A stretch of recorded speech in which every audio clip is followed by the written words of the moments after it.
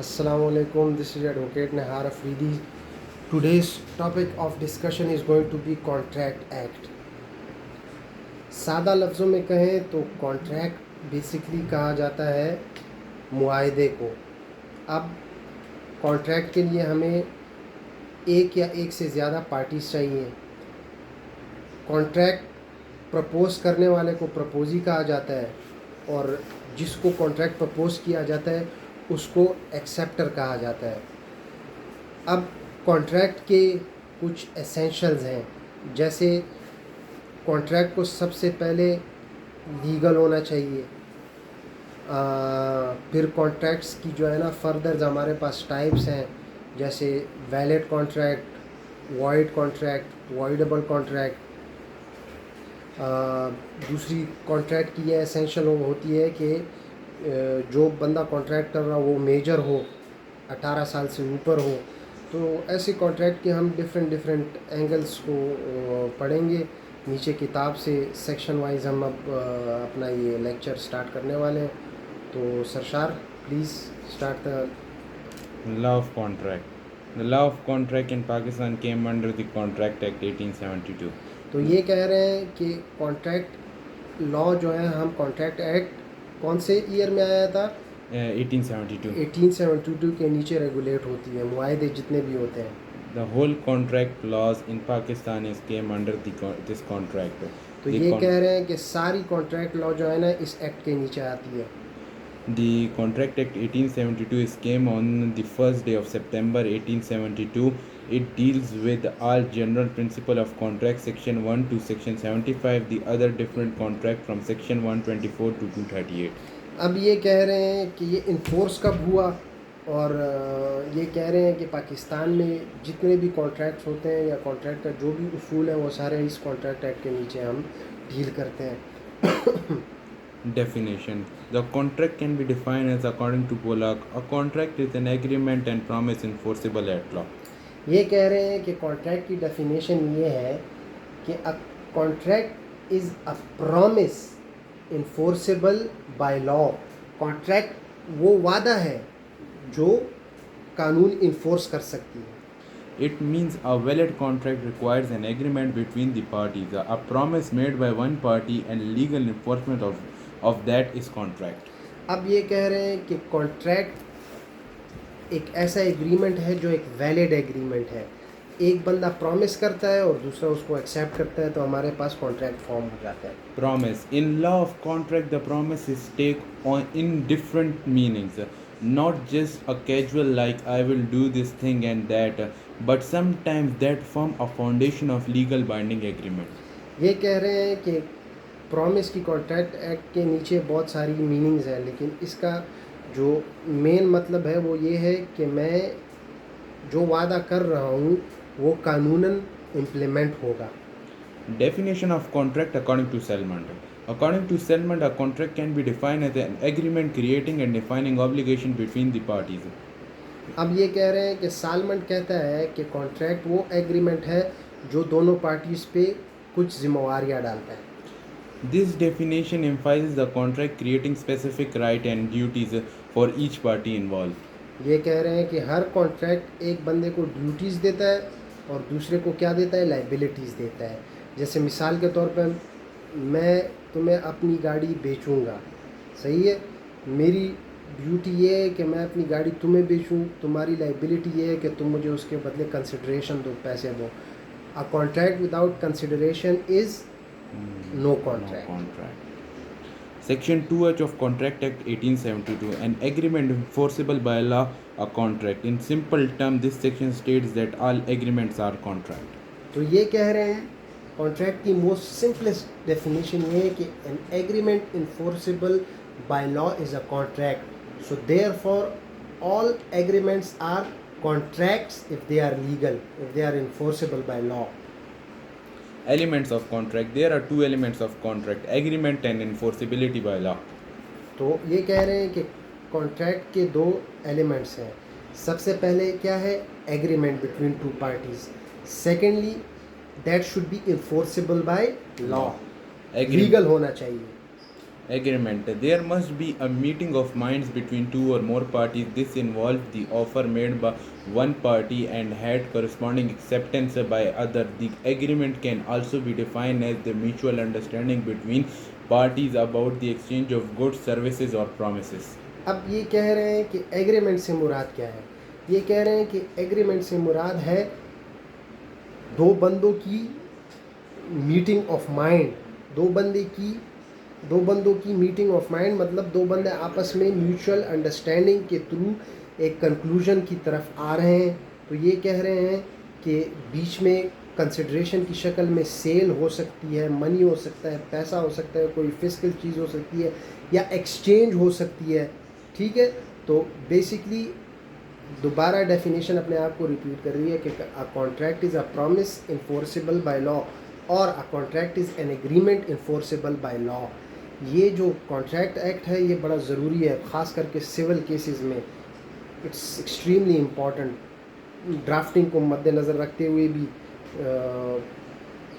That understanding this law is very important for young lawyers. Section 2 of Contract Act 1872. The Section 2 of Contract Act 1872 defines that every promise and every set of promises forming consideration for each other is an agreement.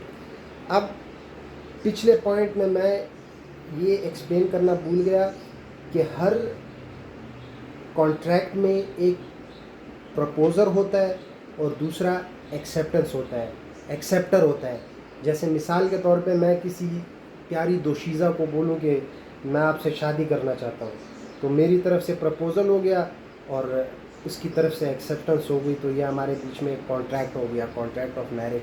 अच्छा ये जो second point आप इसको दोबारा read करें। Every promise and every set of promises forming the consideration for each other is an agreement. अब ये कह रहे हैं कि वो वादा जिस वादे के बदले हमें कोई कंसिडरेशन मिले तो वो क्या है, वो एक कॉन्ट्रैक्ट है। इसकी मिसाल मैं तुम्हें ये देता हूँ कि लेट्स से मैं आप लोगों को पढ़ा रहा हूँ, आप लोग मेरे चैनल को सब्सक्राइब करें, तो आपकी ये जो सब्सक्रिप्शन है ये कंसिडरेशन हो गई और हमारे बीच में क्या हो गया, एक कॉन्ट्रैक्ट हो गया। Example, imagine a handshake deal. You promise to sell your bike one party and your friend promise to pay a certain amount. Each promise relies on the other. You will not sell a bike until you get money, and you did not give you money, and your friend did not give you money until you did not sell a bike to him. अब इन्होंने example दी है कि आपका एक दोस्त है, आप उसको अपनी बाइक प्रॉमिस करते हैं और बदले में वो कंसिडरेशन में आपको पैसे प्रॉमिस करता है, तो आप बाइक दे दें, वो आपको पैसे दे दें, तो ये आपके बीच में कॉन्ट्रैक्ट हो गया। अगर आपने बाइक दी, उसने पैसे नहीं दिए तो कॉन्ट्रैक्ट कंप्लीट नहीं हुआ, या उसने पैसे दिए और आपने बाइक नहीं दी तो कॉन्ट्रैक्ट नहीं हुआ, क्योंकि a contract without consideration is no contract.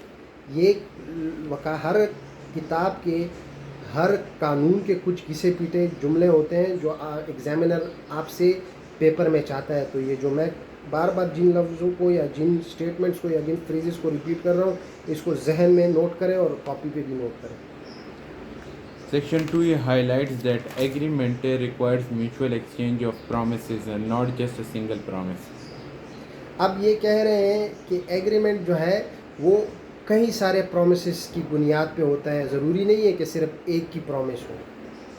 Enforceability by law. जैसे कि मैं आपको अपनी मोटरसाइकिल बेच रहा हूँ, लेकिन मैं साथ में ये प्रॉमिस भी करता हूँ कि मेरी मोटरसाइकिल रनिंग कंडीशन में है। मैं साथ में ये प्रॉमिस भी करता हूँ कि मेरी मोटरसाइकिल के पार्ट्स सही हैं। मैं साथ में ये प्रॉमिस भी करता हूँ कि मेरी मोटरसाइकिल की सिर्फ 3 महीने हुए हैं। जो पैसे मैं आपसे डिमांड कर रहा हूँ वो मुनासिब हैं, मैं ये प्रॉमिस भी करता हूँ। तो ये पॉइंट इधर पे एम्फसाइज कर रहे हैं। Enforceability by law. The agreement must be one that law will recognize and enforceable if necessary. अब ये कह रहे हैं कि इन्फोर्सिबिलिटी बाय लॉ का मतलब ये है कि जो भी कॉन्ट्रैक्ट हो रहे हैं या जो एग्रीमेंट जाके कॉन्ट्रैक्ट बन रहे हैं वो सारे लीगल हो। इलीगली आप कभी भी अगर आप किसी के साथ किसी इलीगल कॉन्ट्रैक्ट में इंटर होते हैं तो आप फिर जाके अदालत में क्लेम भी नहीं कर सकते, because there is a famous saying that the defendant or the plaintiff hasn't come to courts with clean hands because the agreement was not legal. So enforceability by law का मतलब ये है कि जो भी कॉन्ट्रैक्ट हैं वो लीगल होने चाहिए, कानून के मुताबिक होने चाहिए. This means the agreement did not involve illegal activities and must meet other legal requirements like proper concentration. This signifies that the court can compel the parties to fulfill their obligation under the agreement if needed. वही मेरी बात इन्होंने repeat की कि contract को legal होना चाहिए ताकि फिर अगर दो पार्टीज़ के बीच में मसला आया तो वो अदालत आके अपने रिड्रेसल कर सके. अगर एक कॉन्ट्रैक्ट इलीगल है तो वो अदालत आ ही नहीं सकते. Types of agreement: social agreement, legal agreement.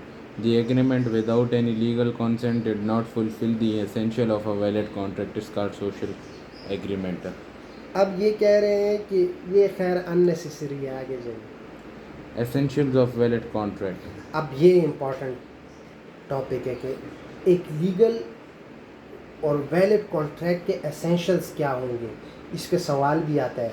देखिए ये सवाल आप हमेशा जिस भी पेपर के लिए जा रहे हो आपने उस टॉपिक की डेफिनेशन और उसकी एसेंशियल, इस सवाल को आप ज़रूर हर पेपर के लिए कवर किया करें क्योंकि हर पेपर में ये सवाल बार बार रिपीट होते हैं. Whether that be torts, whether that be contract, whether that be property act, तो ये आपसे पूछेंगे कि define and give us their essential. तो अब हम देखेंगे कि वैलिड कॉन्ट्रैक्ट के एसेंशियल कौन से हैं.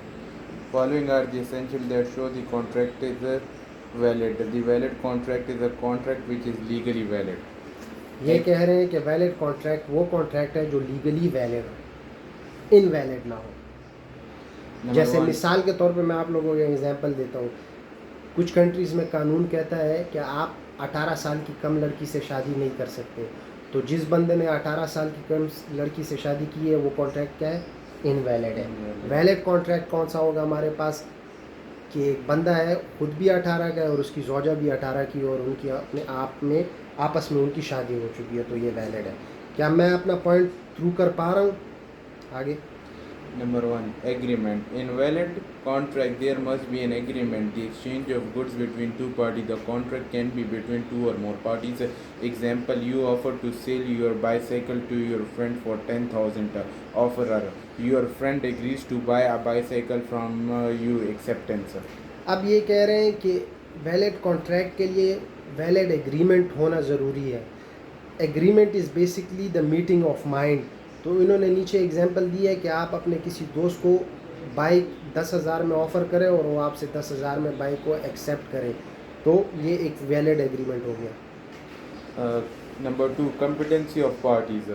Both parties enter into a contract must be legally capable to understand the agreement and fulfill their obligations. अब ये कह रहे हैं कि दोनों पार्टी लीगली कॉम्पिटेंट हो. मिसाल के तौर पे अंडर एज ना हो, इंसेन ना हो, लूनेटिक ना हो. सही है. इन सब चीज़ों से मतलब कॉन्ट्रैक्ट की वैलिडिटी को फ़र्क पड़ता है. तो इसके बरक्स वो क्या हो, मेजर हो, सेन हो, कॉम्पिटेंट हो एग्रीमेंट में इंटर करने के लिए. Example: a 15-year-old boy cannot enter into the contract of buying a car because it comes in minor. Simple सी बात है. ये कह रहे हैं कि एक माइनर कॉन्ट्रैक्ट में नहीं इन हो सकता क्योंकि उसने मेजॉरिटी अटेन नहीं की. Consideration. This is the exchange of something of value between the parties. It could be money, exchange of goods and services, or maybe promises. ये कह रहे हैं कि कंसिडरेशन तो या पैसे की सूरत में हो सकता है, या गुड्स की सूरत में हो सकता है, या प्रॉमिस की सूरत में हो सकता है. कि मिसाल के तौर पे तुम्हें पढ़ाऊँगा तो तुम मुझे 10,000 रुपये फ़ीस दोगे, या मैं तुम्हें पढ़ाऊँगा और तुम मुझसे वादा करते हो कि 3 महीने बाद मैं तुम्हें 1 लाख रुपए दूँगा. So a contract without consideration is no contract. Consideration का पॉइंट आपको समझ आया कि मिसाल के तौर पे मैं आपको बाइक दे रहा हूँ तो आप जो पैसे मुझे दे रहे हो वो मेरे लिए कंसिडरेशन है. मैं जो आपको बाइक दे रहा हूँ वो आपके लिए क्या है, कंसिडरेशन है. प्रपोजर और एक्सेप्टर के एंगल से कंसिडरेशन के पॉइंट को आप लोगों ने गेट किया. सही. Example, you promise to pay your friend 20 rupees. Your promise. If they help you in studies, their promise. Same वही बात जो मैंने की.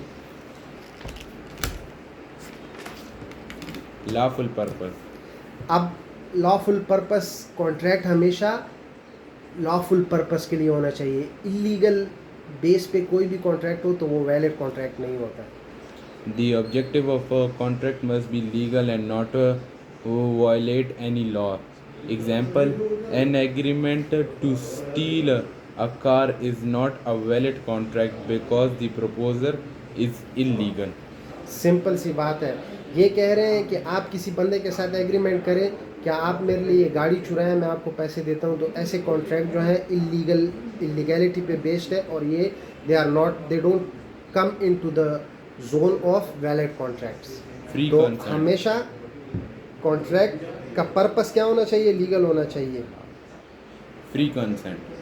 Both फ्री कॉन्सेंट से इधर मुराद ये है कि किसी को प्रेशराइज नहीं किया गया हो. जो बंदा जिस कॉन्ट्रैक्ट में आ रहा है वो अपने फ्री कंसेंट के मुताबिक आए, अंडर प्रेशर ना हो वो. both parties. Both parties must enter the agreement voluntarily. Class शोर मत करे please. Both parties enter in the agreement voluntarily without any pressure or manipulation. Exactly जो पॉइंट मैंने रिपीट किया था कि both the parties must be free from any sort of pressure और Manipulation. Manipulation. Example, like signing a contract on a gunpoint is not a valid contract. अब ये example दे रहे हैं कि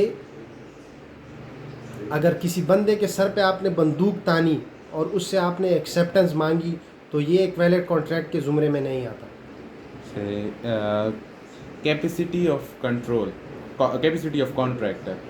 This goes beyond just legal age. It ensures that neither party is under the influence of drug, alcohol, or any other condition that might impair their judgment and ability to understand the contract. अब ये कह रहे हैं कि capacity of the party से मुराद सिर्फ यहाँ पे एज नहीं है कि बंदा 18 साल से कम है. इसमें ये भी आता है कि वो नशे में ना हो या किसी बात की इन्फ्लुएंस में ना हो इस कॉन्ट्रैक्ट को करते वक्त. Example, it is to ensure that not any party is under the influence of drug and alcohol. Repeating the point. Number 7, certainty of terms.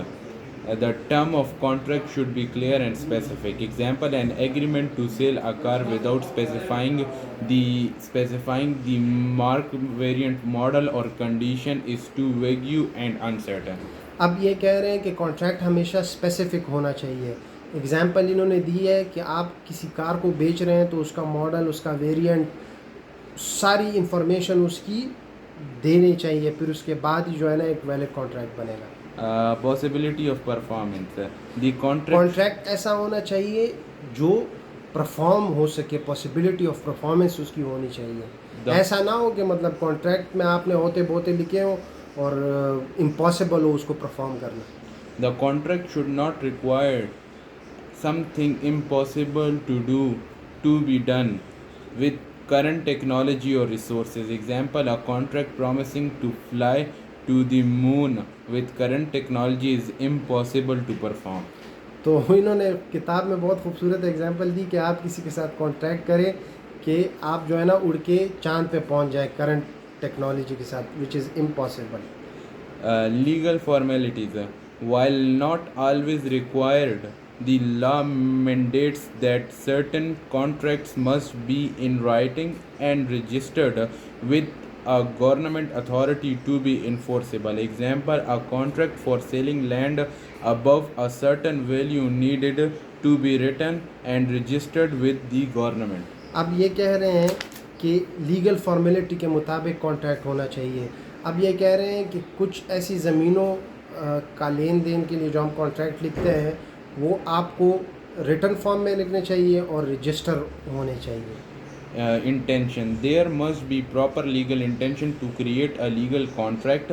Example, two friends. अब ये कह रहे हैं कि नीयत होनी चाहिए कॉन्ट्रैक्ट करने की और लीगल नीयत होनी चाहिए। अब ये नीचे दो दोस्तों की एग्जांपल दे रहे हैं हमें। Two friends jokingly agrees to pay each other $1 million if they win a lottery. अब ये कह रहे हैं कि ये कॉन्ट्रैक्ट के ज़ुमरे में नहीं आता कि दो दोस्त आपस में मजाक कर रहे हो कि अगर मैं 1 अरब की वो जीतूँगा लॉटरी तो हम उसको आपस में शेयर करेंगे। So I conclude my lecture for today. I hope कि आप लोगों को समझ आई हो। Please kindly support my channel.